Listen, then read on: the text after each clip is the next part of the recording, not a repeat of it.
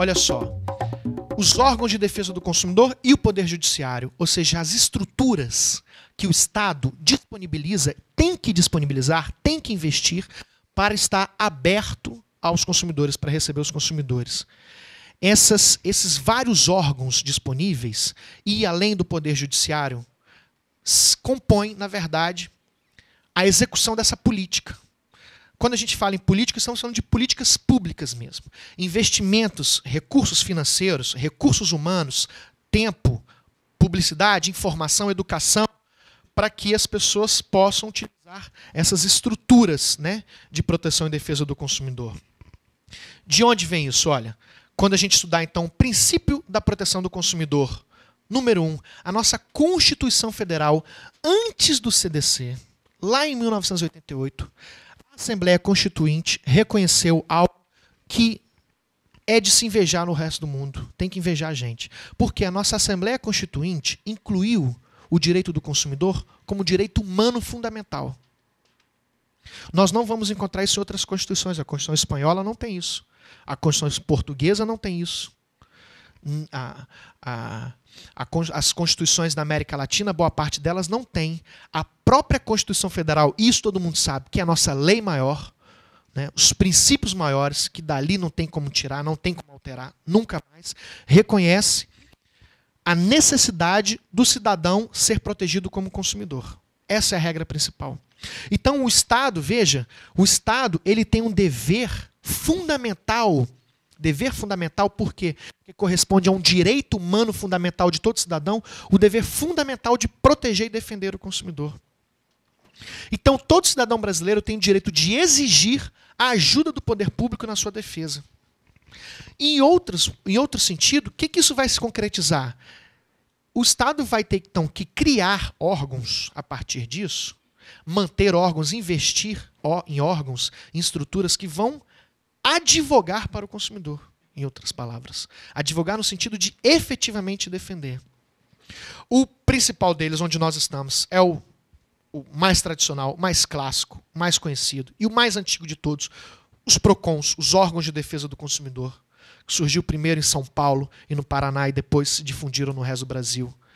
O que são os PROCONs, como nós vamos ver daqui a pouco? São defensores efetivamente dos consumidores. O consumidor que vem ao PROCON vem por estar insatisfeito com algum fornecedor de produtos e serviços. O que ele vai encontrar? Ele vai encontrar pessoas que estão sendo remuneradas pelo Estado, pela Prefeitura, pela União, para defendê-los, se eles estiverem certos. E a partir dali, o cidadão é gratuitamente assessorado por esses profissionais que vão proteger seus direitos e fazer a situação se transformar, a situação se melhorar. Mas não são só os PROCONs, como nós vamos ver. Mas todos, então, estão cumprindo esse papel fundamental, estão aqui para cumprir esse papel fundamental. Nós não vamos encontrar em outros países. O que significa isso? Significa que a obrigação, o dever do Estado de criar órgãos e estruturas de defesa do consumidor não podem ser tão exigidos assim pelos cidadãos. A Espanha, por exemplo, é um país que eu conheço, o seu sistema de defesa do consumidor, eles não têm PROCONs espalhados pelas cidades. Eles não têm órgãos de defesa do consumidor. Porque o papel lá dos órgãos de defesa do consumidor é um papel de fiscalização, mas ele não está para defender o consumidor como um direito humano do cidadão. Então o poder público lá não tem a obrigação, o dever de gastar dinheiro dos cofres públicos para pagar pessoas que vão defender os consumidores. Não tem. O cidadão espanhol não vai encontrar isso. Nossa, deve ser horrível lá? Não. Interessante que não. Mas um pouco diferente. Por quê? Porque lá eles são bons em aprovar leis. Então qualquer probleminha que surgiu novo, surgiu a internet, aprova uma lei na internet. Surgiu o site de compra coletiva, aprova uma lei sobre compra coletiva. Surgiu uma nova forma de tratar uma doença, regula isso aí. Obriga as empresas a fornecerem isso nos planos de saúde. Eles criam normas. Em contrapartida, eles são excepcionais em fazer com que as pessoas conheçam os direitos. O cidadão espanhol é um indivíduo que mais conhece os direitos no mundo. Não estou falando só do consumidor, não. o portador de deficiência, o portador de necessidades especiais, o adolescente, o dependente químico, o preso, o presidiário, a mulher, o homem, o idoso, o imigrante, todos conhecem muito bem seus direitos. O consumidor conhece demais seus direitos lá. E lá sozinho ele resolve seus problemas, porque tem muitas leis e eles conhecem as leis. E aí consegue exigir. Então eu vou numa loja, o cara não quer trocar o meu produto, eu tenho direito a trocar o meu produto, eu falo, como não, meu amigo? Você conhece a lei? Pega aquele código que você tem, pega aquela lei espanhola que você tem que ser obrigado a ter igual, aqui no Brasil é obrigado a ter na loja, lá também tem que ter. Pega aí a loja, por favor. Olha, abre aí no artigo tal. Não está dizendo que você tem que me trocar imediatamente o produto, nesse caso? Então, você não vai cumprir a lei, não? O problema é que aqui no Brasil, uma pessoa pode até aparecer na loja, né? Mas normalmente ele fala assim, é assim mesmo, o gerente falou que não é. Ah, então eu vou na justiça. Ah, então vai lá. Resolve lá, não é? Agora você imagina se Agora você imagina se toda vez, igual acontece na Espanha, né? Se algum comerciante chega e fala assim, não vou trocar seu produto não, nem vou devolver seu dinheiro, e esse é o problema. Se toda vez que o funcionário, o gerente falasse isso, um consumidor diferente falasse, mas espera aí, meu amigo, pega lá o Código de Defesa do Consumidor, abre ele no artigo 18. Não está dizendo que você tem que sanar o meu problema imediatamente? Então, você não vai cumprir a lei, não? Porque se eu não for cumprir a lei, eu vou agora no PROCON. Imagina se todo cidadão falasse isso, mostrasse que conhece seus direitos e realmente corresse atrás dos seus direitos. Ia ficar constrangedor demais para as empresas insistirem, primeiro, porque ia ser uma metralhadora de informação, e, ao mesmo tempo, se as pessoas realmente procurassem os órgãos de defesa do consumidor, não ia ter outra alternativa, a não ser o próprio Estado investir mais recursos para ter mais pessoas para atender esse tanto de gente. Então, as empresas talvez iam cumprir as regras, porque as pessoas, conhecendo seus direitos, iam forçar esse cumprimento e o Estado ia também, obviamente, quanto mais demanda dos consumidores, mais o Estado tem que cumprir, porque o Estado tem que defender os consumidores, não pode se recusar a fazer isso. O Procon Carioca, vocês devem ter acompanhado recentemente, suspendeu a circulação de uma marca de leite. Não foi um consumidor, mas também não foram 200, não. Foram alguns consumidores. E por essa situação reiterada que as pessoas reclamaram, porque a pessoa podia muito bem perceber que o seu leite está estragado, vai no supermercado, reclama, eles trocam por um que está bom, está ótimo. Perceber que está estragado, liga para o 0800 do fabricante, ele manda um para sua casa, resolveu o problema, está ótimo. Mas alguns, eu imagino que são alguns, significa que dezenas ou milhares de pessoas talvez possam ser paradas por esse problema. Alguns poucos denunciaram, o que fez suspender a circulação. Fez a empresa reconhecer que seu leite realmente estava contaminado. Sabia que estava e não tomou medidas, que tinha esse risco. Fez esse leite se suspender, fez ela mudar os padrões, fez ela temer a autoridade do Estado e as punições que poderiam surtir disso, fez com que várias pessoas não sofressem riscos graves à sua vida e à sua saúde por conta disso. Então pode sim. Às vezes é uma situação que uma senhora mesmo percebeu, olha, fui ao supermercado e tem ali uma comida que está estragada, eu senti uma coisa estranha, né? E a ida um fiscal atendendo uma simples denúncia da senhora, percebe que todo frigorífico está contaminado. Então, um consumidor pode, por consequência de seu ato, ver um supermercado ou uma rede inteira ser fechados, né? Essa colocação de vocês é importantíssima. Importantíssima. Primeiro que, como a colega corroborou, o Estado ele tem o papel de defender. Mas o Estado defende, eu vou dizer de novo, o Estado tem o papel de defender, né? Como ele tem o papel de educar, como ele tem o papel de dar saúde pública, como ele tem o papel de dar segurança pública. Né? Exatamente. Por que as pessoas foram para as ruas? Todas as revistas, ninguém sabe, foi um monte de gente para a rua, no Brasil inteiro. Foram para a rua, quebraram tudo, gritaram, se manifestaram, mas a gente sabe que boa parte das pessoas tinha uma demanda. E era o quê? Era tudo. Não era tudo? Era tudo. Olha, Estado, você, desde 1988, você tem que me dar um monte de coisa. Isso não me dá nada com essa qualidade. Então eu quero, por favor. Eu estou falando de uma perninha dessa. Uma das pernas que o Estado tem é proteger as pessoas consumidoras. Eu, por favor, não me peço para entrar no papel do Estado de ensinar, de educar, de dar escolas de qualidade, de dar transporte público, de dar serviços de qualidade. Não vamos entrar nisso porque não vai caber tempo, não é verdade? Mas as pessoas estão se manifestando, o brasileiro está criando esse senso crítico. Da mesma forma que as pessoas pedem segurança pública, pedem educação e não são atendidas, nós vamos ainda passar até as pessoas conhecerem e dominarem seus direitos, elas vão às portas do judiciário. Aí, essa antiga safra de julgadores, não acostumados com isso, vão ter um olhar diferente sobre essas pessoas. Do tipo, isso nunca aconteceu. Ninguém entrava assim com tanta ação de revisão de contrato de banco. Né? Por que agora as pessoas estão entrando com tanta ação para diminuir suas dívidas? Seu juiz, primeiro porque está todo mundo endividado, por alguma razão social. Está todo mundo endividado. E segundo, porque boa parte dessas pessoas estão procurando seus direitos, estão conhecendo. Aí nós temos efeitos colaterais, claro. Muitos juízes, muitos tribunais mudando o seu entendimento. Olha, a partir de agora, as pessoas não têm esse direito. Tá? Vou julgar a regra dizendo que elas não têm direito, porque desestimula as pessoas a irem. Isso vai acontecer. Né? Ou esse consumidor que está vindo aqui dizendo que está defendendo seus direitos, ele não está vindo defender seus direitos, não.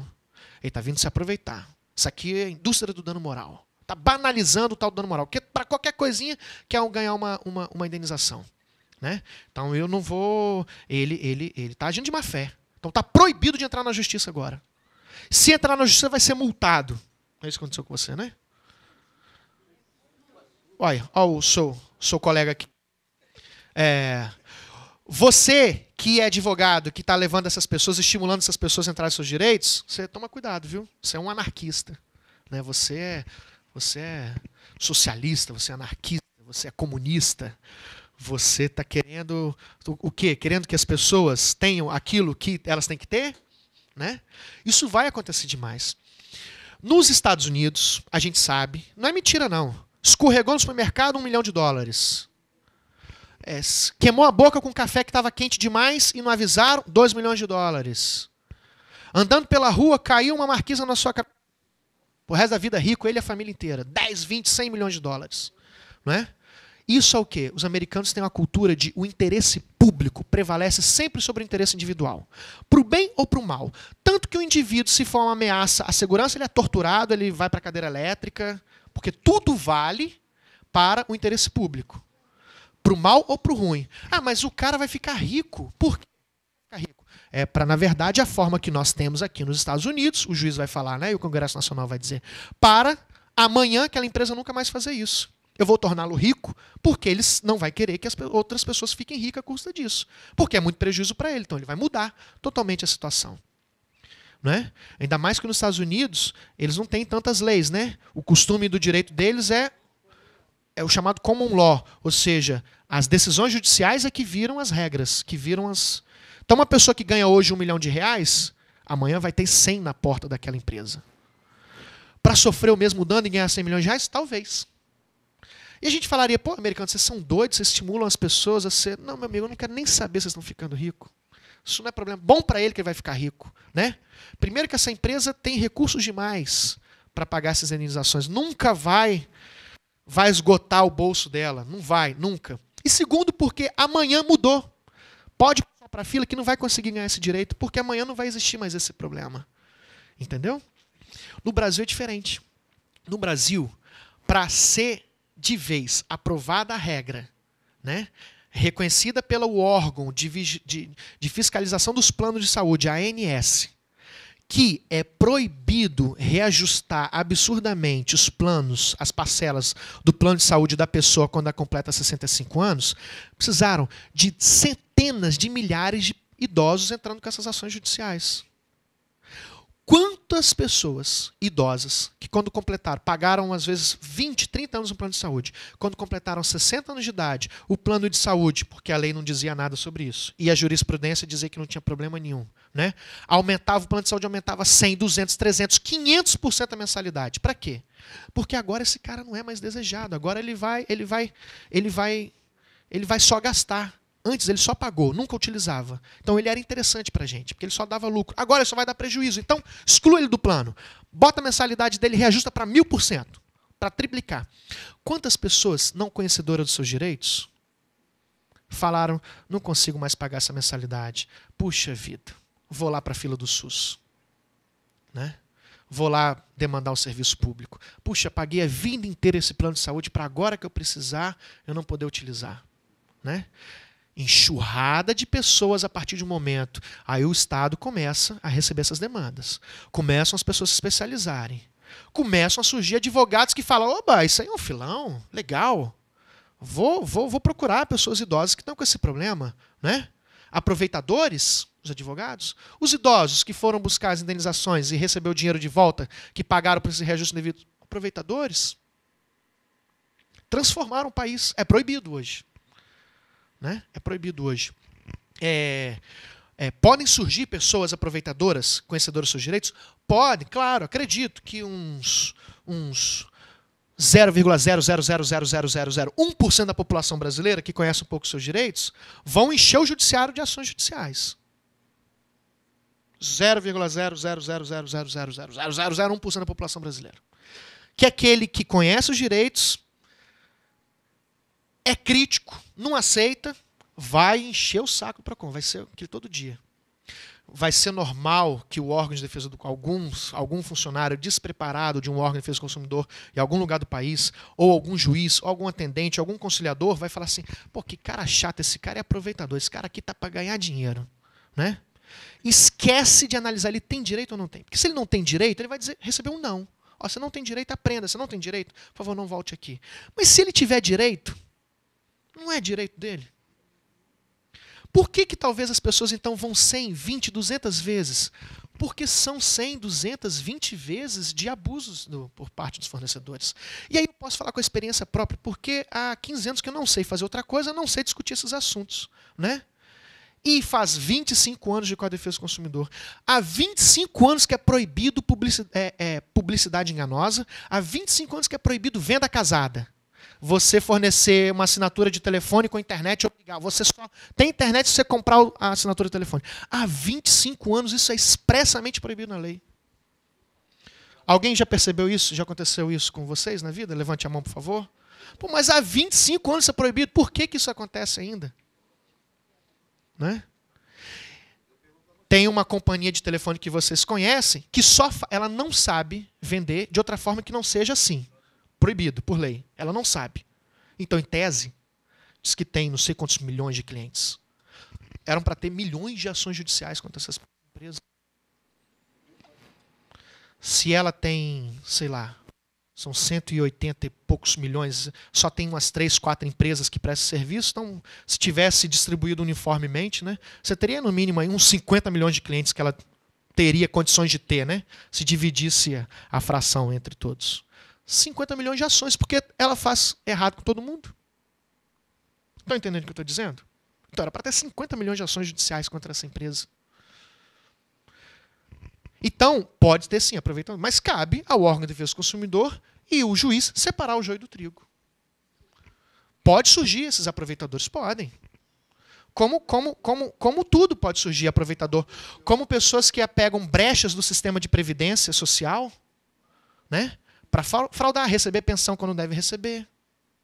Olha, a partir do momento que o Estado falou seguro-desemprego, se você ficar desempregado, você pode receber esse valor por mês. A gente sabe que tem um monte de gente que fica desempregado, se emprega novamente e vai lá e pega a pensão. Pode surgir aproveitador? Pode, claro que pode aproveitador. Mas esses aproveitadores têm que ser separados das pessoas que têm direitos. E esses aproveitadores, deixa eu te falar, esses aproveitadores, rapaz, é uma minoria de uma minoria de uma minoria de uma minoria. Você nem vai encontrar esse cara direito. E esse argumento, ele é extremamente perigoso porque ele é corriqueiramente utilizado como argumento de defesa e de lobby político das grandes empresas que querem frear novas normas, que querem atualizar. Diga-se de passagem, o contrato de compra e venda pela internet. Né, que as pessoas começaram a ter uma consciência crítica sobre isso, né, e demandaram, precisamos de regras agora para regular isso. E aí alguns direitos que foram estabelecidos para proteger as pessoas em pé de desvantagem são vistos pelo lobby político daqueles que fornecem produtos como, rapaz, não faz isso não. Se você fizer isso, vai todo mundo agora entrar na justiça, não sei o que lá. Agora, eu vou apresentar para vocês um pouco desses órgãos de defesa do consumidor e os papéis de cada um deles. Eu quero chegar a tratar de alguns exemplos de situações, de problemas de consumidores com fornecedores de produtos e serviços. E são problemas que demandam uma postura do consumidor de saber reclamar perante o fornecedor. E quero recomendar para esses casos concretos que vocês registrem suas reclamações por escrito aos fornecedores. E vou mostrar por que essa reclamação por escrito, nesses casos concretos, é extremamente relevante para resguardá-los, né? Uma futura luta e defesa pelos seus direitos. Tem uma coisinha que eu queria falar que antes do intervalo eu não concluí sobre toda essa discussão ao final que a gente estava falando, né? E é uma questão muito importante sobre essa demanda de pessoas às portas do judiciário, dos órgãos de defesa do consumidor, seja de forma legítima, seja de forma ilegítima, e quando de forma legítima são desestimulados pelo próprio Estado, que teria o papel de acolher, de receber. E eu esqueci de fazer uma conclusão final, que é o seguinte, pessoal: sempre, em qualquer situação que a gente visualizar de transformação do nosso país, ou de qualquer país do mundo, no que diz respeito a pessoas, seja em qualquer contexto que estivermos, vamos pensar no trabalhador, vamos pensar na figura da mulher na sociedade, vamos pensar na figura das pessoas portadoras de necessidades especiais. Sempre que um grupo em situação de vulnerabilidade e risco, primeiro, reconhece essa sua situação, se percebe na figura de vítima desses casos de risco, e a partir disso, em grupo, na maioria das vezes, em coletividade, percebe que tem poderes, na verdade, que apesar de ser reconhecido como vítima, não é um fraco, porque vulnerabilidade não estou chamando o consumidor de fraco, de bobo, de criança que precisa de ser super protegido, não estou infantilizando. Algumas pessoas pensam que ao falar isso, olha, o consumidor, o cidadão precisa de ser protegido, ele precisa de ajuda na sua defesa, etc, etc. Eu jamais confundam isso com como uma crítica minha ou alguma palavra de como se eu estivesse dizendo que as pessoas são infantilizadas. Pelo contrário, de que o indivíduo é infantilizado porque ele é fraco, porque ele é bobo, porque ele é ingênuo. Não estou dizendo isso. Estou dizendo vítima. E como eu falei para vocês, eu posso conhecer meus direitos há vários anos, há 20 anos, mas eu vou continuar sendo vítima, né? Toda vez que a pessoa, em qualquer contexto, o trabalhador, a mulher na sociedade, o consumidor e qualquer outro grupo em situação de vulnerabilidade e desvantagem, quando se percebeu nessa situação e a partir da situação reconheceu que tem poderes de transformar, e quando houve essa primeira percepção, houve conflito. Houve conflito entre esse grupo de pessoas e todo o resto da sociedade, e as autoridades públicas, as entidades privadas, e a partir do conflito houve luta. E depois da luta houve transformação. Olha, os primeiros trabalhadores no Brasil que se perceberam vítimas de uma opressão no mercado de trabalho e perceberam que, olha, juntos nós podemos sair dessa situação de vítima e de opressão, porque nós temos poder, nós somos pessoas, nós somos seres humanos, nós somos inteligentes, nós temos capacidade e juntos a gente consegue lutar. E começaram a se manifestar no primeiro momento. Imagine o que foram as primeiras greves, quando greve era coisa de marginal. Quando greve era coisa de bandido. Imagina como que eram tratados as pessoas que estavam lutando por ter um descanso no fim de semana, por uma jornada máxima de trabalho. A mulher que estava lutando por ter uma equiparação salarial. As primeiras lá na Inglaterra foram queimadas vivas dentro de uma fábrica. Por quê? Marginais, né? Eram mulheres marginais, porque estavam lutando pelos seus direitos. Então, os primeiros em que se manifestaram criaram conflito com outros interesses. A partir do conflito houve luta, e a partir da luta houve transformação. Hoje ninguém discute isso. Quem empregador é louco de discutir que a mulher tem que ter uma equiparação salarial? Tem que ter uma condição de trabalho igual a do homem. Quem vai dizer isso contrário? Tem, talvez, muitas empresas que desrespeitam as regras, mas já estou falando em desrespeito à regra. Não estou falando mais de achismo e de opinião. Não é? as primeiras mulheres que queriam votar, que queriam ter direitos iguais aos homens em qualquer situação, que queriam deixar de ser vitimadas, também foram oprimidas, foram violentadas, foram agredidas, a partir do primeiro momento em que elas lutaram e conquistaram seus direitos, né? Mas eu quero dizer, é só um exemplo da questão da luta dos consumidores. Ainda vai haver muitas lutas, né? As pessoas que reunidas falam, vamos protestar contra isso, são caloteiros. As pessoas que estão cansadas de pagar juros extorsivos e entram com ações judiciais para rever os contratos são aproveitadores. Né? Isso vai acontecer até uma transformação. Não que não, por favor, não que não tenham aproveitadores. Não que não tenham aproveitadores, porque aproveitadores sempre vão ter em qualquer esfera, em qualquer situação. Né? Mas isso não pode ser a regra, né? As pessoas todas, a sociedade não pode ser taxada disso. Pessoal, olha só, rapidamente. Para a execução dessa política nacional das relações de consumo, então esse artigo 4º que eu venho dizendo que reconhece a vulnerabilidade do consumidor, ele também determina ao Estado ação governamental no sentido de proteger efetivamente o consumidor. Então, não basta ficar na Constituição Federal. Não basta dizer que ao Estado caberá a defesa do consumidor na forma da lei. Primeiro, aprova uma lei, por favor, e aí se aprovou o Código de Defesa do Consumidor. E segundo, implementa. Como implementar essa defesa? Primeiro, a ação governamental efetiva. Então, a ação do poder público efetiva de defender do consumidor. Duas formas eu quero destacar. A primeira, por iniciativa direta. O próprio Estado diretamente investindo recursos, contratando pessoas, criando estruturas físicas, né, e concretas para atender os consumidores e defender seus direitos.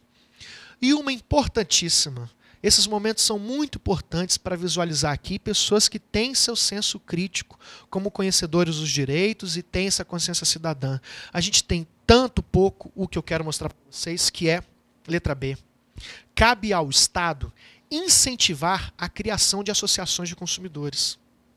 Sabe por que isso? Porque tudo começou com as associações de consumidores. Vejam, quando eu dei o exemplo agora que toda vez que as pessoas se perceberam, em qualquer contexto, se perceberam vítimas, a partir dessa vitimização, em conjunto com as outras vítimas, perceberam que tem poder, e com poder criar a partir dele uma luta e ao final uma transformação que melhorou tudo para todo mundo, também aconteceu no surgimento do direito do consumidor no Brasil. Antes de existir lei de defesa do consumidor, antes de existir a Constituição Federal determinando ao Estado que protegesse o consumidor, existiam pessoas insatisfeitas. Pessoas insatisfeitas com produtos que vinham importados no Brasil e eram adaptados para aqui no Brasil serem mais frágeis. Por quê? Porque não tem norma de defesa do consumidor, o cara não tem direito de reclamar. Se reclamar não vai dar em nada, porque as regras que tinham na época não ajudavam, não facilitavam sua defesa. Então, vamos fazer mais barato. Traz os produtos, os carros, as ferramentas, os eletrônicos, fabricados no exterior num padrão de qualidade altíssimo, porque as regras lá eram rigorosas. Aqui eram adaptados para serem mais a matéria-prima. O custo da fabricação era menor. Então o lucro era maior e não tinha problema nenhum, porque se quebrasse logo ou se causasse algum dano ao consumidor, poucos direitos existiam. Eram pessoas reclamando da ausência total de fiscalização aos supermercados com relação a produtos estragados, ausência de preços, ausência de informação, reclamação de pessoas que queriam qualidade das coisas. Qualidade. Então surgiram as primeiras associações de consumidores, a de São Paulo, a do Paraná, e o movimento das donas de casa de Belo Horizonte. Hoje em dia, são as 3, 4 maiores associações de consumidores do país. Boa parte dos direitos que nós temos hoje, direitos dos mutuários da Caixa Econômica, né? Antigamente, na década de 80, vocês lembram disso? A pessoa fazia um financiamento, ficava não sei quantos anos pagando, ao final via um saldo devedor que era 2 vezes o apartamento. Vocês lembram disso? Nada proibia isso, não tinha regra proibindo isso. Se estava no contrato, paciência. Associação de mutuários da Caixa Econômica se reunindo e falando, basta, não queremos isso não. Quando há uma coletividade de pessoas falando a mesma coisa, provavelmente, mentira não é. né? O Estado começou, então, a receber essas demandas. Uai, gente, a gente sabe como é que se movimenta as coisas no país, né? Se você tem um grupo de pessoas cada vez mais exigentes, cada vez maior, você tem vários eleitores se manifestando, né? No mesmo sentido. Então, seja por bem ou seja pela mera política, essas pessoas têm que ser atendidas. Começaram a surgir as primeiras regras de defesa do consumidor e os primeiros PROCONs. Então, a Constituição Federal em 88 e o Código de Defesa do Consumidor só consolidou uma realidade. O Estado já protegia, só faltavam regras claras para com que regras nós vamos utilizar, né, para proteger os consumidores. O problema é que esse movimento de surgimento de associações, como o Estado ele realmente preencheu esse papel de defensor, começou a enfraquecer não as associações, que até hoje elas são fortíssimas. Até hoje, muitos dos nossos direitos conquistados se devem às ações coletivas das associações de consumidores, que acabam defendendo seus associados, mas todo mundo que sai ganhando com isso. Né? Como essa proibição dos contratos de financiamento, hoje é proibido esse tipo de contabilidade de juros, em que ao final você tem um saldo devedor absurdo, por reiteradas ações coletivas da associação de mutuários, das associações de mutuários. Né? Então, até hoje, grande parte dos nossos direitos são conquistados pela luta das associações. Só que a gente não vê mais o surgimento de novas associações. Né? Isso é extremamente ruim, porque, de novo, as pessoas se isolam individualmente, cada um com o seu problema. O Estado nunca vai dar conta de resolver o problema individual de todo mundo. Nunca vai dar conta. E quando as pessoas vão lutar individualmente, elas passam por vários problemas. Ou são desestimuladas. Isoladamente, os consumidores, os problemas dos consumidores sendo tratados de forma pontual e isolada, primeiro faz acreditar que o problema é de uma pessoa só. E nunca é. Se uma pessoa comprou um leite e chegou em casa e está estragado, tenha certeza, não é só a caixa dele que está estragada. Se realmente não foi culpa dele, né? Se realmente veio do supermercado, veio da fábrica assim. Tenho certeza. Não tem como uma caixa de leite se estragar. É impossível. Ela não é fabricada sozinha, nem é armazenada sozinha, nem transportada sozinha. Então, se a gente entender que aquele problema daquela pessoa que encontrou um rato dentro de uma garrafa de refrigerante, uma pessoa que encontrou um bicho dentro de um pacote de biscoito, tenho certeza, isso não é um problema só daquela pessoa. Se for tratado como um problema individual, isso é tão interessante para a empresa, porque aqueles poucos que aparecerem, tá aí, qual que é a sua indenização? É tanto? Ah, tá bom, toma aqui. E ainda pode chegar e dizer assim, nossa, mas tudo isso, você não está querendo enriquecer com essa situação? Isso é muito comum. Isso é... Juiz, por favor, a indenização não pode ser cara não, assim, isso é banalização do dano moral. Né? Sem esquecer que aquele problema daquele indivíduo não é só dele, é de toda a coletividade. Ele só está representando toda a sociedade ali. Então as associações elas precisam ser estimuladas. Eu fiquei extremamente feliz no curso anterior que eu vim aqui, sobre noções práticas de direitos do consumidor, surgiu um grupo de pessoas que eu acho que eram não me lembro, de Petrópolis, que eram super engajadas. E elas falavam, olha, o PROCON lá da nossa cidade já está cansado de nos atender, eles não dão conta das nossas reclamações. E a gente vai ao juizado, mas só vai a gente. Quando a gente entra no supermercado, você não acredita, as pessoas já ficam atrás da gente. Olha lá aquelas duas lá. Olha lá vão elas procurar alguma coisa vencida. Ô, saco. Vão procurar algum produto com etiqueta duplicada. Ou meninas enjoadas, já fica na cola delas logo lá, para elas não causarem problemas. E aí eu falei assim, olha, dentro de vocês já tem aí uma associação de consumidores para surgir. Parem de falar em nome próprio, falem em nome de toda a cidade de Petrópolis, né? Falem em nome de todos os consumidores, criem uma associação. Porque o Estado, a prefeitura local, o Estado do Rio, são obrigados a estimular, incentivar, seja de que forma for. A gente vê muito pouco, eu preciso dizer isso a vocês. Eu acho que é por falta de costume. Os órgãos de defesa do consumidor não têm a cultura de destinar recursos, né, dos fundos às associações. Né? Sabe por quê? Porque não tem associações. Porque não tem associações estruturadas, organizadas, sérias, transparentes, com uma gestão transparente, como toda organização não governamental tem que ter, com projetos sérios que apresentem propostas boas. Extremamente importante. Nesse ponto eu quero mostrar que olha só o que o Estado quer fazer, exatamente o que é a proposta aqui. Ele quer, talvez, continuar seu papel de defender, mas de forma menos paternalista, de forma menos assistencialista, de uma forma mais lado a lado. Eu quero ajudar. Eu quero fazer com que as pessoas também caminhem por conta próprias. Se não der certo, por favor, estou aqui com todo o meu poder, toda a minha autoridade, né? Mas quer que as pessoas também, individualmente ou em coletividade, se resolvam.